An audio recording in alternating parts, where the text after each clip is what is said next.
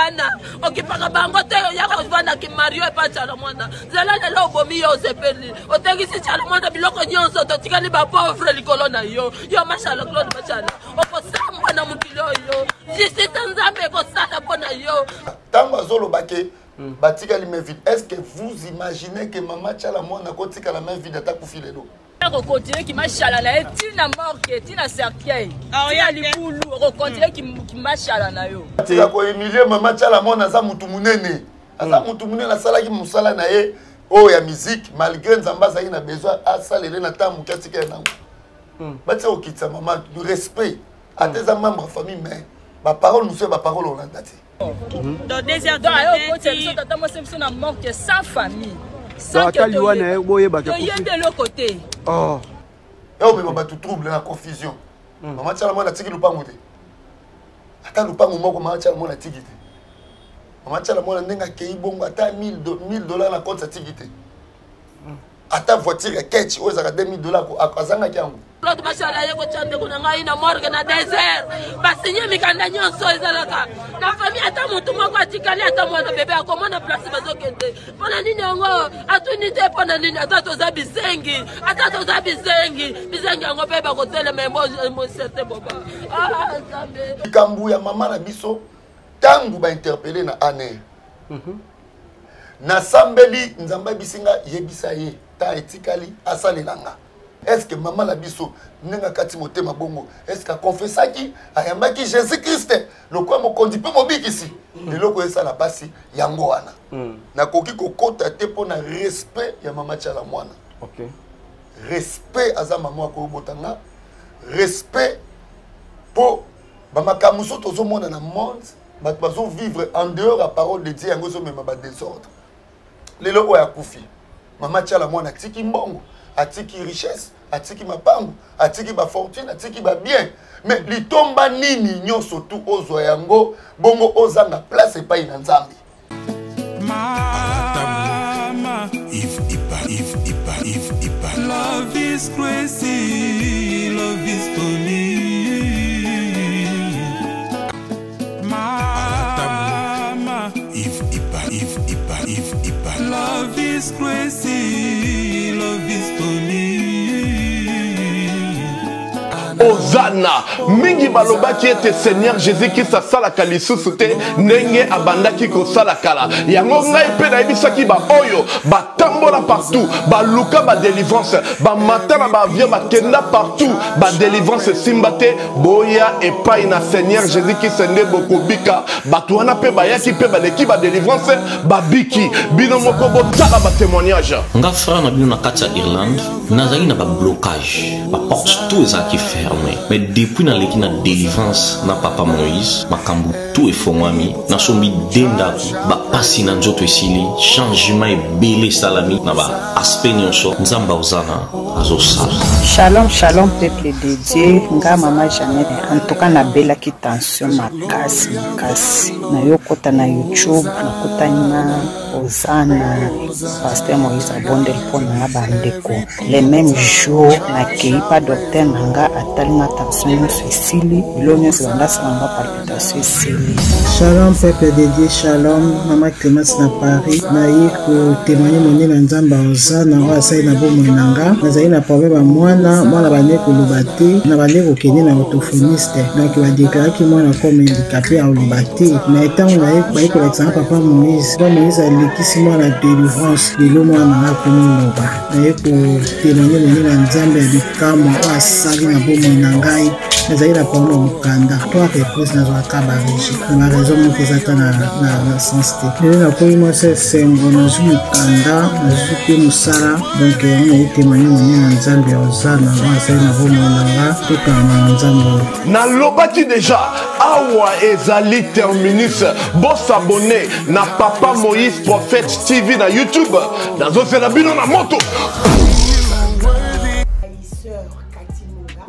Nazali naturothérapeute, nazali kosunga bandeko bazali na bokono ndenge na ndenge au moyen de plantes naturelles. Bandeko bazana ba problème ya ba hémorroïdes interne tout comme externe, infection urinaire, prostate, azoospermique, obota ezali te, rhumatisme, nerf sciatique, goutte, règles douloureuses, glaucome, vision floue, motupa si intense, sinusite.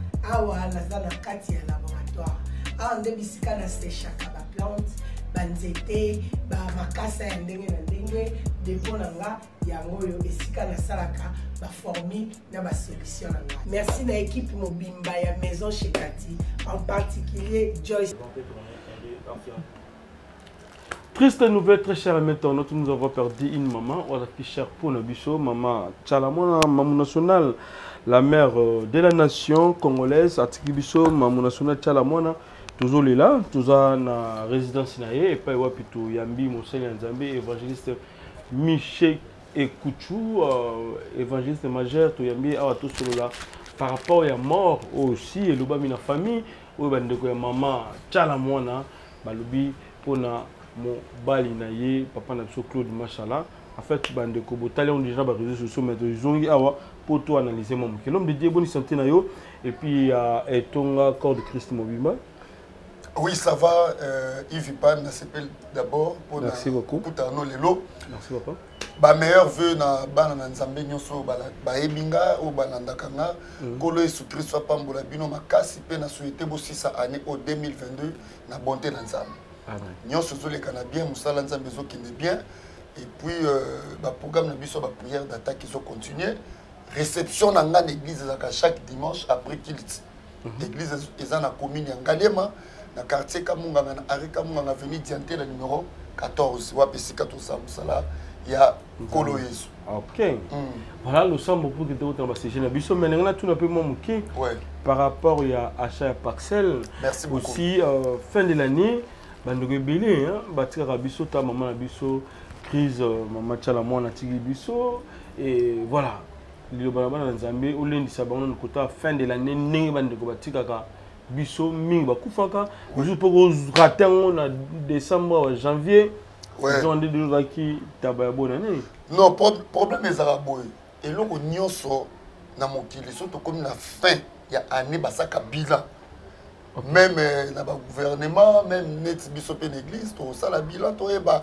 Et si kanini makambo marché na ici que marché ti. Na monde des ténèbres, na mokili bandoki. Tant to bandaka année ba ennemi ba pointa biso. Donc souhait ya diable, souhait ba ennemi et ça ka biso ba na nzambe to vivre ti.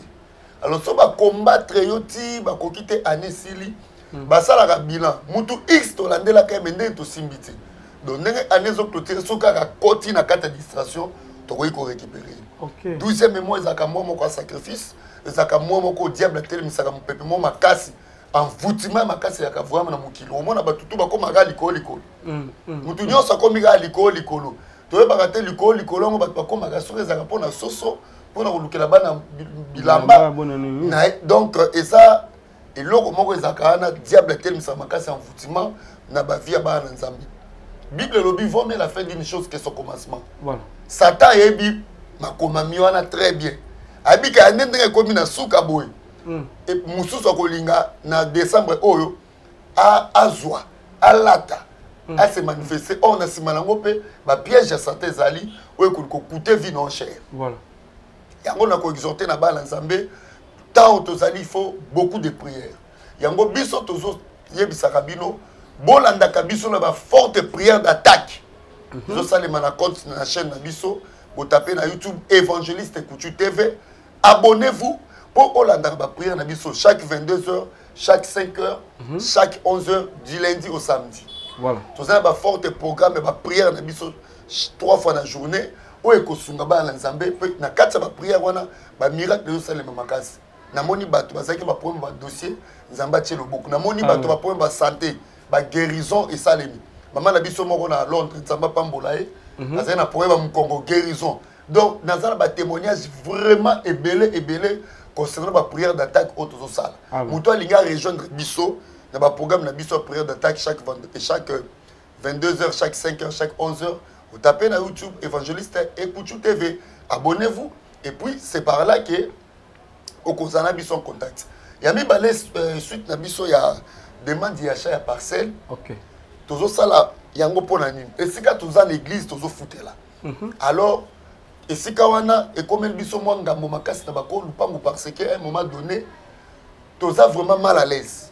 omoni esika nzambe azali esengeli kimi ezala yango todesidaki tosala service oyo ya kosombela yesu masi ya lupangu mpo tosala mosala na ye bandeko mpe bazocontribue bazobenga nazozwa bapele ya bana na nzambe yango nazosenga na bana na nzambe yo mutu oyo olingi osoutenir œuvre nzambe bien aimé soutenir œuvre nzambe nzambe atikala na nyonga mutu te napesa témoignage oyo ntango na bandi église ezali na sere na nga liboso oyo asomba mpenza panie ya mabonza na bandi église oyo na se ya nzete na bandi église oyo ni kiti ni chair ni eloko kaka la mesa bible na prière mutu asombaka panier ya liboso batiaka mabonza eya sere na nga moko sere wana ntango asombi panie abe évangile oku nayebi ke nzambe osala panier oyo olioke botiaka mbongo na mesa totiaka na panier après quelque temps mwana na ye ya 2 ans azwi problème ya malade mwana beli bakeli l'hôpital ya mama ye muno na Kinshasa na nini na ville awa mwana badoke batraité bamonika mwana ça ne va pas mwana okata motema olie bazwa mwana baketya na nini na mort mama wana molimo na nzambe kiteli sere na ngai abandi kolela panier na ngai offrande nzambe panier nga nasombelaka yo nzambe panier nasombelako akomolelaka panier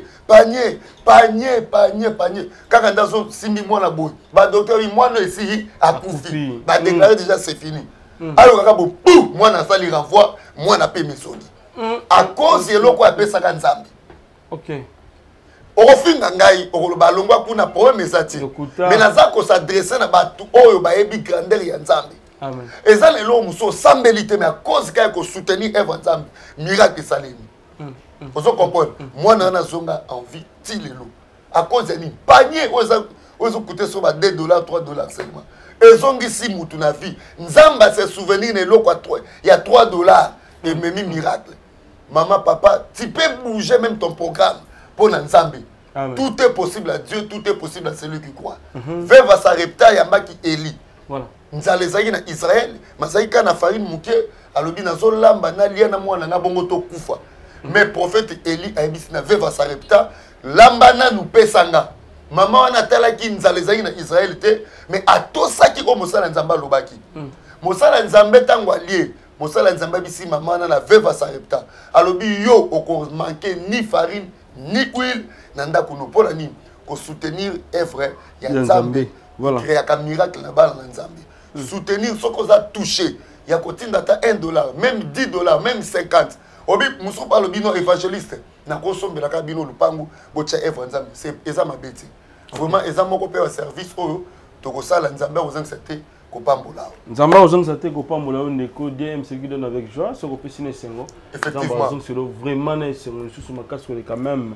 Oyo Salaki. Alors l'homme de Dieu tout dans le sambo pour que tout dans basi jina biso bande ko balanda biso Jésus. Zambe pambola émission lelo pambola ndeko nyonso oyo kolanda biso nazala lipamboli pona bino na kombo na Yesu Masia ndeto lobi amen.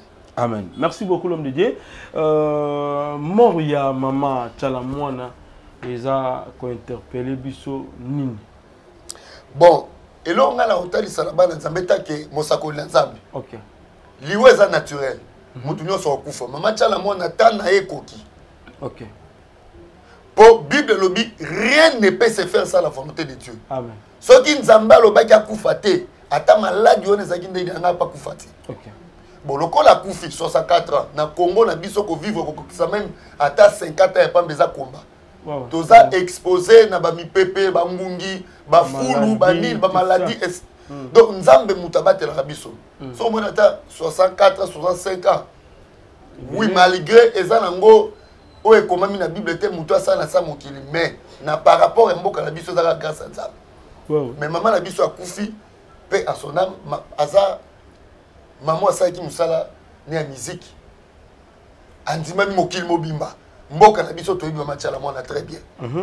Vraiment na souhaiter mes condoléances à la famille et puis mukolo mususu nazoteya tango bakanga kaye na année. OK. Musique moi bimisa et puis polémique. C'était sur les année où c'était l'année passée. Hein, oui. Je ne sais pas mais ça ika batang okaka. Na leki na TV na ibisi mama tchala mwana. Ajo komi na nzamba ibisi ngo salela yi. Otikali na temps oyo okosalela nzambe esili parce que nzambe alingi makambo maman na voix donc c'est un message à mon anno oui je me souviens aussi d'une émission ba interpella kay na aner na lekani na ebise maman ozo mona za ba signe nzambe za na besoin tant otika nango osalela ye ondimela ye lokwa mokonzi pe mobikisi pourquoi nzambe lobelaka batu na nzela basali na ye nzambe akoki kotala danger moko zoya mais bible lobi yango très bien Amos chapitre 3 verset 7 l'Éternel et Dieu ne fait rien sans avoir révélé son secret à ses serviteurs ba secret na bino bato mokili nzambe atalisaka biso to etalisa bino na yebisaka mama na biso lelo oyo akufi mama tiala mwana atiki mbongo atiki richesse atiki mapango atiki ba fortune atiki ba bien mais litomba nini nyonso tu ozwa yango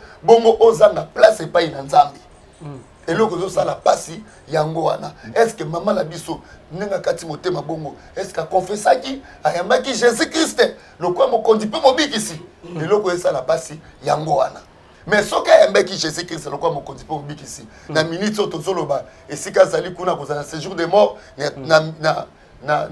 na milieu ya repos mais révélation qui ndenge nini ya komona mama tala mwana nzambe azobenga ye asalela ye ben esalemi te eloko nini mpe ampeshaka ndeko moko be apele ya nzambe ye mais asaleli nzambe te soki nzambe azobenga ozoyoka ata kobeta oyo okozwa egogo ok nde okufi te egogo wana okufa te bible lobi na Job chapitre 5 verset 17 errez l'homme que Dieu châtie soki nzambe asali achâtie yo eza mpo obunga te mais mpo ozongela ye Job chapitre 5 verset 17 errez l'homme que l'Éternel Dieu châtie donc soki nzambe asala besoin na yo azolobelo na bandoto azolobelo ba professeur azolobelo ba révélation donc comprendre te akobokola akobokola mpo sa nini o comprendre tant aux anango ezali sous terre ko perdre te za terre distraction te eza tant osalela ye ba biso tout ozo pe boko nzambe tant nzambe azoloba ke okoza mosali na salela etika makambo na boyaka mais il fallait qu'il beaucoup ya pour nous dire nzambe na hôpital donc ça qui bon likambu ya mama na biso tangu ba interpeller na aner na sambeli nzambe bisinga yebisa ye ta etikali asalelanga message wana Jérémie Lwemba ndeko na journaliste ayebi yango yo moko pe to le kaka awa na ebiso je crois que c'était cette année même na mo ndeba ba vidéo na yo na chaîne pas Jérémie ezala oui pas Jérémie ezali to sala ka émission entre to ba interpeller na aner ezaki ba signe nzambe alingaki ke mutu a comprendre des moments soki nza o comprendre tenter ezaka difficile na mutu pa yebisika sokende OK yango lelo autant baso comprendre que mama kufi mama tchala monde salinga pasi makasi nalingi te zala na nzela na yo tangu nzamba azoloba yo ozo compter na richesse na yo lokwa na mbongo naza bien naza na mituka naza na mapangu biloko wana nyonso ba fortune oza nango ekopesa osali te. Fondation Tabita Dorcas Maman Mireille Maingi a lancé appel na mutu nyonso de bonne foi. Moto nyonso oya sungaka ba ofele nzambe akota likambu na ye. Ba mama bazana fondation oyo bazana bana ebele bazana batu ebele rentrée scolaire yango yo. Bana ba ofele po batanga. Yo muto lingaka ba ofele ba lia mbongo na yo. Ko gaspiller te. Contactez Fondation Mama Tabita Dorcas. À partir ya kubinga Maman Mireille, nde Maman Mireille moi quelque chose ake baka ndazo sunga bana nyonso bazana ba balabala, bazana banzela, benfirmier, handicapé, buna nyonso tu kaka sana ko soutenir bossa makambu nyonso yo bana na harmonie. Fondation Tabita elisu liboso na bino. Kosenga lisungi na 1 euro na yo, na 1 dollar na yo na 1000 francs. Kosunga bitike batanga bazana bonne santé. Bazwa eloka kolia, bazwa tama ya komela, bazwa telamba kolata, bazwa na bonne éducation. Nzamba lobe senga kopesa eleke senga kuzwa. Tango zo kanisa babitike eza ozo defisa nzambe. La Fondation Tabita Dorcas Espoir a le souci d'apporter le sourire à ces enfants démunis que la société a abandonnés parce que les parents ne sont pas là. Fondation Tabitha Dorcas ezosunga bofele bana bitike bafefe ezosunga bofele bana bitike bafefe Mama présidente Mireille Choubae ya Jomas Massamba merci maman Oyo apesa ke pa bofele achaka nzambe musapi na lisu Enfant de Dieu na pesibino mbote na kombo na Yesu, c'est bien moi votre frère le pasteur Israël Nash. Je vous salue au nom de Jésus. Je suis précisément à Kinshasa. Naza responsable ya Ophelina. Jésus est mon papa. Naye liboso na bino pour na représenter bino bana o bozo mona na bilili pe ba difficulté tozanango.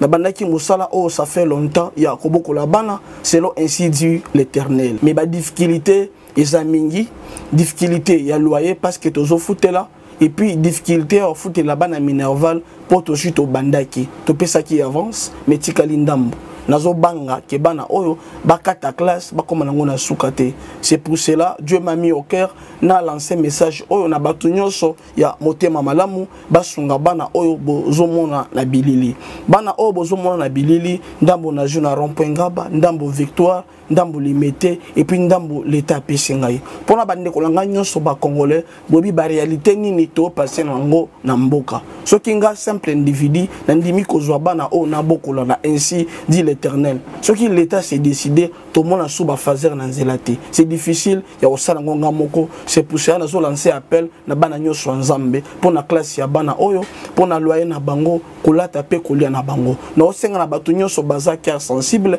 pe baza na motema kosunga ba sunga biso pe ba salisa biso toza na commune ya Kalamu quartier Kauka référence ya monene tukangami na université Kimbangiste avenue comme nango eza Marin numéro 16 numéro de téléphone na biso pona bato balingi ba contacter biso pona ba détail mosusu eza plus 243 89 72 32 229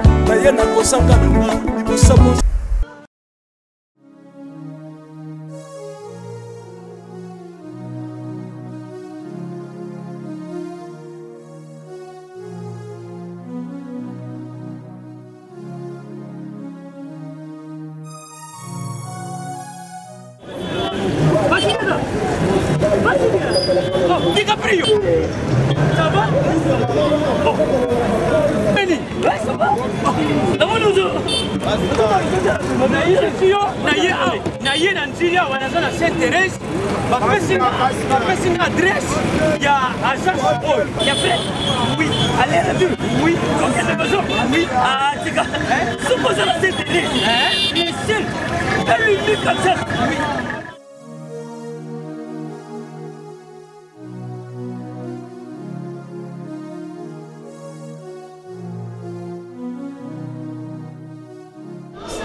Sainte-Thérèse. Oui, ce commis Sainte-Thérèse. La mission. Si Maniango. Exactement. Mais ça ici, il y a Kubungate. Service. Ponctualité. Respect. Et puis bango. Balou rapide. Oh, 40 jours. Mais quand 45 jours, il va payer ça qui wana. Et puis, quand il était mbala moko ba beningai. Aza mundeli? Non. Yes, du service. Pour ce monde. Mais ma canicine bonjour.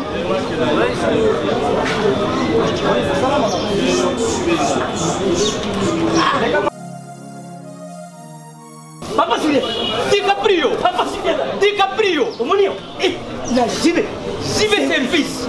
Et puis il y a José Baïla. Il y a José Baïla. Ah, motomouine de l'Omaïle mo. Il y a Mundé. Attention ton ganayo. Moutego le guaté, on se trouve dans mon big. Yango JB service et Zakaka on a qui ça. Oh, Angola, Brazzaville, Tosuket, Kalamengite, Mokili Mabimba, Abilo, aujourd'hui. Donc à Longo de Bissopil, il y a Makambo et ça qui 40 jours, mais au moins la contenir ça dit 6 mois. Papa Julien, il y a mis ça dans ma voici. Oh, bah ça va me décoller avec qui? Avec qui la photo? Place il y a série, il y a côté Bilo. Et ça, il y a José Baïla. Cyber service. Et ça. La Bible est au monde Moutuloko la Zaché, un homme élevé, un homme riche, Azalaki cadre na DGI, Direction Générale des Impôts, n'importe quoi. Zaché Azalaki israélite, mais Azo Sali là-bas publicain, Azalaki un escroc, Zaché la Bible, dans le livre chapitre 19 pour Otanga, Zaché Botola Bamboka Batou, Asala ba facture Mabé, à escroca Batou. Malgré toutes ces richesses, malgré tout, bien, fortune, Zaché Zangaka Kimia. Jusqu'à ce que ton ayoki que Yesu continue à Jéricho, Zaché a ke konuka Yesu. Mais à Kokaki komona Yesu te po azaki na taya mukuse amati na nzete. Yesu ton aleka la moni Zaché bise kita na nzete. Zaché ayoki, maman, zana na komi kitisa, mbongo zana yango e komemo nil part mais mbongo no ya malamu, ça ela ngonzana. Ba mama chala mwana, batiki ba mbongo. Batiki ba mituka. Non, mais maman moko utu ya on a dit soit maman leki, maman kulutu bien yaya na ye moi si tu ki ninga zo réclamer et azolo bana combo ya mobali na ye que aussi sibiso bos union son famille awa toza sune lokote boyina boy Jésus nzambe et zala likolo na yo je crois bien bande ko bolandi ndenge maman azo saka et ils allaient déjà mauvais sort bazo bakela ndeko ko déjà pe ko la vidéo oyo l'homme de Dieu moi ko réagir ndenge. Bon, on est à secret interne y a famille. OK.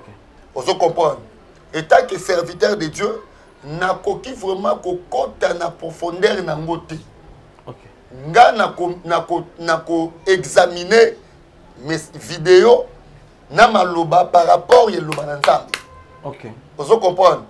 Parce que yoka tango azoloba ke batika li main vide. Est-ce que vous imaginez que maman tchala mona kotika la main vide ata kufile do? Non. Maman tchala mona za mutu munene na mboko.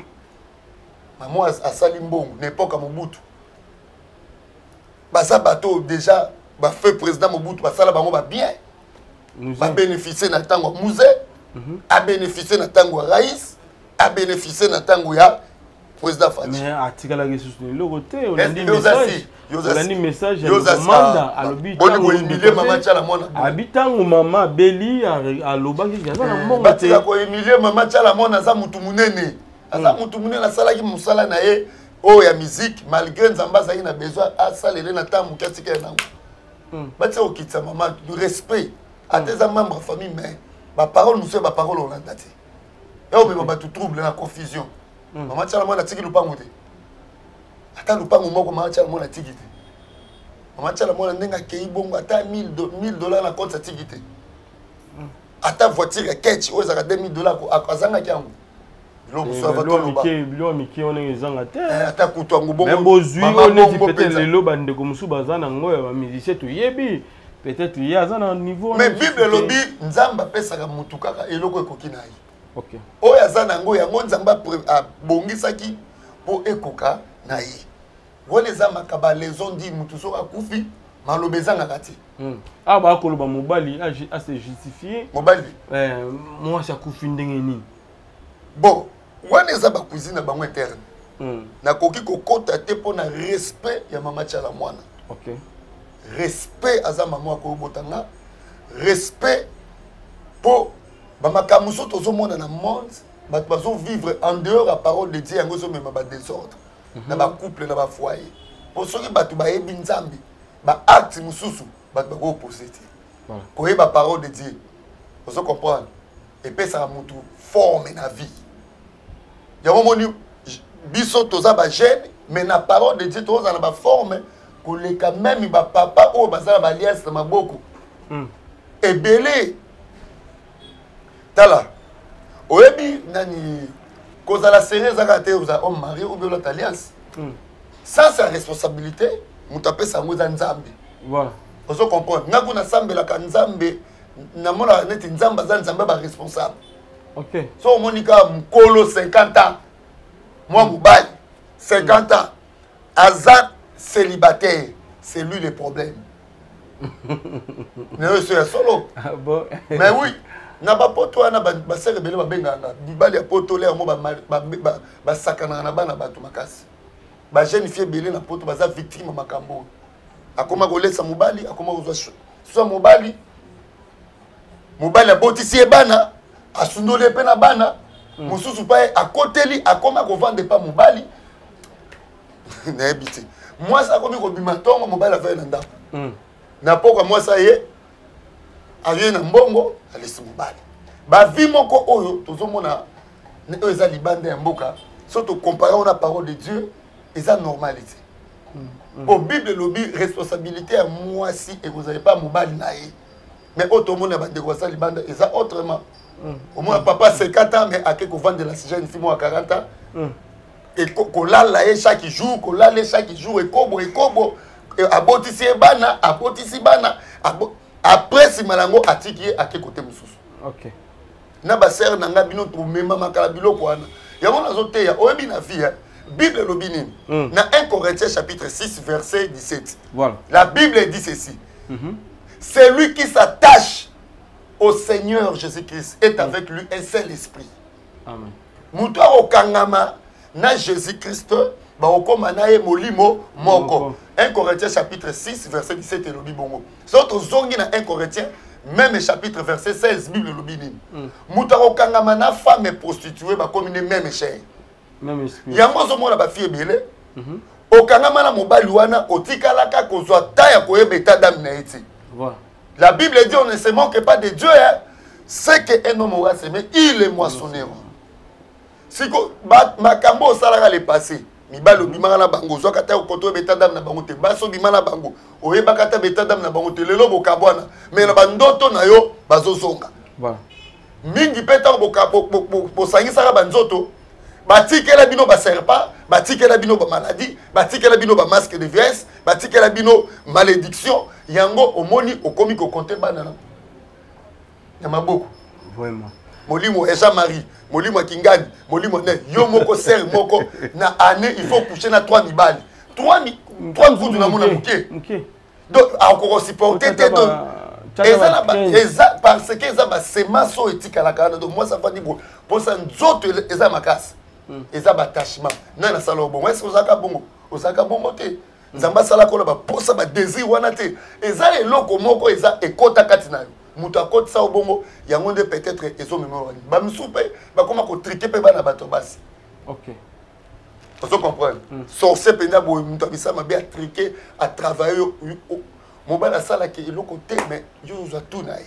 Eza ba msupe ozo mona mobali ozo mona ke mwasi oyo azala misala mwasi oyo nazo tale penza boy azala misala ya mabe kati naye akufisa mibali mwasi oyo marche neza biete okangamane pourquoi so osakouple la mwasi ko lokota milimo naye et là tu yango to benga attachement tala mutuni okangamana naye so s'attacher na Seigneur boko mané même esprit so kangami na mwasa ndumba boko mine même chair voilà kangama mutu oyo akomemelo implice loko ya Jonathan akangama gina roi David a compris que David a nzambe voilà yango zo mona lelo ko ba filming baso kufa pona makambo ba mibali pe mingi bele baso kufa likolo ya bilinga linga okena ko linga mwasi moko bo ye wana nda koma ko combattre ata lobo kabono linga mwasi mususu mais olota ka zo zongelo bandoto c'est-à-dire atike le roman na vina.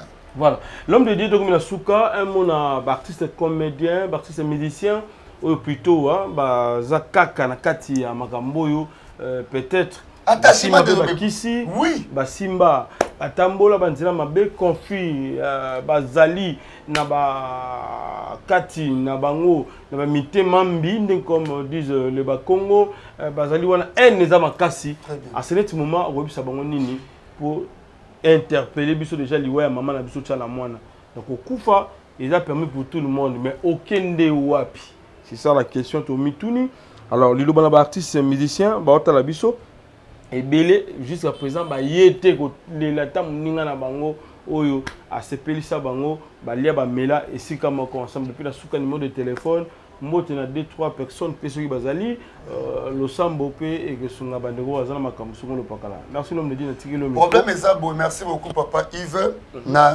talisa na bala nzambe vie ya Zaché na Luc chapitre 19 otangi bo mona comment Zaché étant qu'un homme publicain, à ça il a dit publicain, Mazaki israélite, un homme riche, il avait tout, il avait l'argent, Azaki la bandaku, azaki cadre na société ya kofuta ba impôt mais ba impôt bande ko futa sezaki ki muyibi musupa bande ko botola bato bambongo mais malgré bozui ya zaché azanga kimia oyebi epa na nzambe quelque chose à la riche ou pauvre il y a toujours un problème ou eza interne ou externe et tungisaka yo quel que soit riche quel que soit pauvre problème ezanga kati mais zaché azaki na nyonso mais azanga kimia bande ko na ba musicien bambongo bozwa makamutu bozwa mais soko luki kimia te Bible lobi faut qu'on recherche la paix ko luka kimia na batu nyonso soki yango te mutu moya mona nzambe ezati totali exemple zaché afungolaki motema na ye ayambaki Christ akotaki na ndako na ye zaché azongisaka bibloko ya batu elakisi signe ya restitution mabe oyo ya sala abongisi a réparer na batu mais bien aimé lelo ozola nanga soki vi na yo ozaka muto barankine muto kangela batu bakanda muto ya bambwakela biloko tozomona ce sont les choses de ce monde ekolekana yo faut bongisa esi koko passer éternité na yo mama tchala mwana lelo akei elle a laissé tout atiki babiloko atiki tout ça ke nango te interpeller yo ndeko na musicien c'est le temps au ça l'examen de conscience au s'examiner yo mokota le sikanini ville ekomi yango na bien dans le Seigneur na osenga na bino ta tozali boyamba pe nzambi bofungola mite botika bakisi botika baki ba vie ya kipede botika ba vie ya lesbienne botika ba vie ya koliaka banye likolo ya bozui botika ba vie ya ko sacrifier ka mukongo teka ko boto teka kibala oteka bozui na yo likolo ya mbongo likolo ya apparition okoke nango wapi bien aimé bilora bokili ato ganyango lelo ekeno nulle part na sengino bien aimé bongo la motema accepter Christ na vie na yo pour ozwa salut parce que le bien matériel l'argent ne donne pas le salut mais salut est koya na kombo Jésus Christ salut est individuel ce qu'on accepter Christ donc ozwa salut bien aimé na komi na suka nzambe nga pambola ndeko nyonso la ndibiso na émission o na sengi ni bobenga yo mtu za na problème ozo tungisa yo na ubonde la pona kana yo numéro la ngezali plus 243 9 98 99 36 59 et ça numéro WhatsApp je crois que Yves Pan a retenu mon écran ndeko nyonso na bezo benganga oza bezo orientation prophétie prière to bonde la pona yo et puis ba programme na biso ba prière et ça chaque 22h chaque 5h chaque 11h na chaîne na biso YouTube au tapé évangéliste Ekuchu TV au s'abonner na compte na chaîne évangéliste Ekuchu TV pour olanda ba prière d'attaque et puis nzambe na kozanga c'était kopambolo sans oublier demande na sala kibino so vous a touché pour nous soutenir biso pour na chaque parcelle et notre Seigneur Jésus-Christ a kozanga c'était kopambola yom toza na problème simba motema na lingna bonde na pona Seigneur Jésus-Christ le Dieu tout puissant le Dieu redoutable le Dieu des miracles la Bible dit la foi appelle des choses qui n'existent pas à l'existence. Na sengi guérison miracle. Na komba Jésus-Christ na ndeko mama ozolandanga, na ndeko papa ozolandanga. Banzela ne fungwama, blocage longwa, mi pepe mabe tika yo, milimu mabe tika yo. Moi c'est butu mobala butu. Na bwa kango bisika bikauki. Na tumbi ba programme nyoso mot de ténèbres. O eza préparé pour nous pendant la fin de cette année. Et zika la moto nzambe au nom de Jésus-Christ. Nzambe langa longi sayo na bombio na makila na Yesu nanga amoniso 2023 Petro zang c'était kota to na nzambe au nom de Jésus-Christ de Nazareth amen amen nzambe a pambola bino amen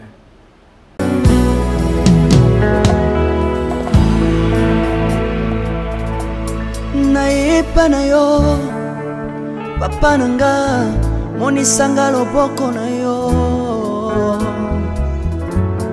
nayepa na yo mosantu yo monisanga loboko na yo nzamba lolo yo azosale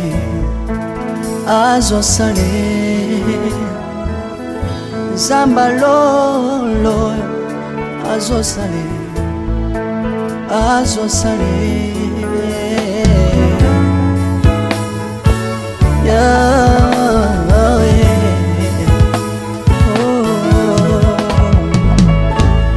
nayepa na yo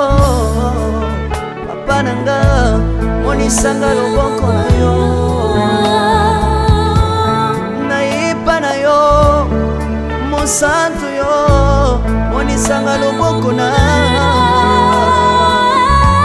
zamba lolo yo azosale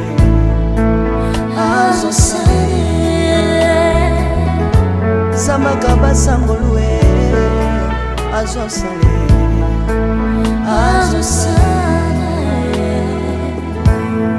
salilanga yesu yesu salilanga yesu yesu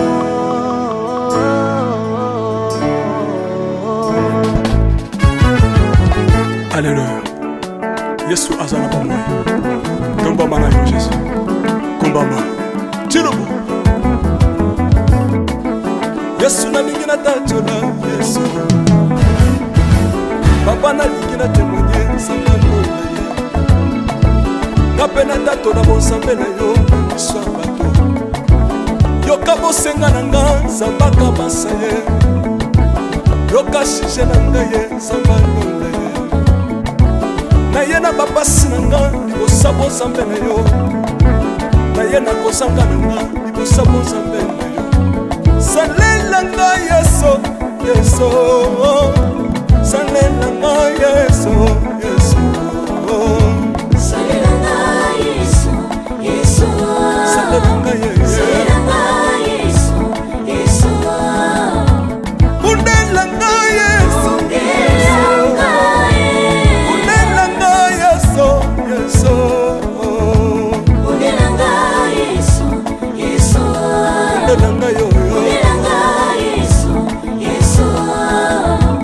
Longisanga yeso yeso. Longisanga yeso yeso.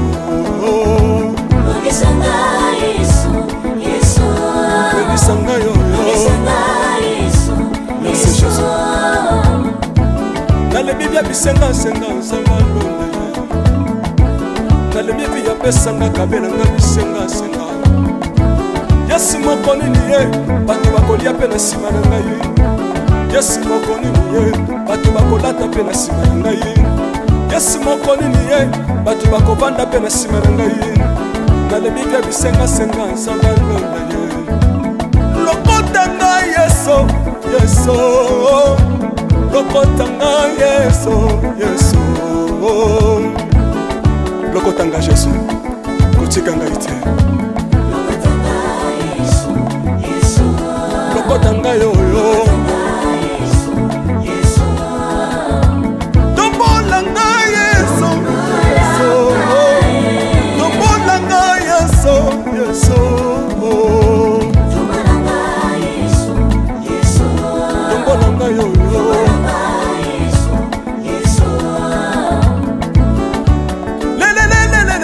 Lesa wafako. Lesa wafako. Watitishina watitishina nsambi watenzelela. Watitishina watitishina nsambi watenzelela. Yeso yeso. Lesa mukatanga lisa. Lesa mukatanga lisa. Lesa mukatanga ye. Lesa mukatanga lesa. Alléluia. Chirubu. Chirubu. Soki nazoyemba opekisanga te oyebi te bisika nzambe alokotanga unayemba boye. Soki nakoma kosambela sambela opekisanga te oyebi te bisika nzambe azwanga unasambela boye. Soki nakoma kobina bina opekisanga te oyebi te makambo nzambe asalelanga unabina boye. nzambe nazobinela aza nzambe bosolo oyo naza koyembela yende nzambe libela. nzambe nazoyembela aza nzambe bosolo oyo naza koteya yende nzambe libela. lelelelele nalingi mobala oyo mobala oyo nalingi mobala oyo Yesu aza nzambe ayoki bosenga na nga nzamba kabasa ye ayoki suje na ngai ye nzamba londa ye nazalaka lokatere apesinga lopango natambolaka makolo lelo nakomi na motuka ngai oyoyo nazalaka kobala te lelo apesinga libala apambolinga yeso yeso apambolinga yeso yeso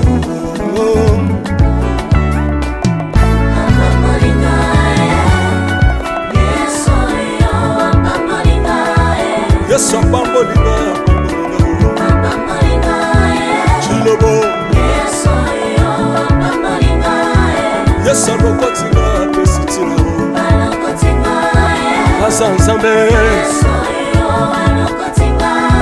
nalingo beta mololo bisika ezali yo beta mololo wapi bafisi du prophète bana royaume de dieu bana centre de réveil ozobouge ozobouge obinaka wapie mpona pambola yo ingénieur ki on est ensemble na yesu elongo tozomata tozomata tozomata mabe ya nzambe eza wapi soki nzambe azopa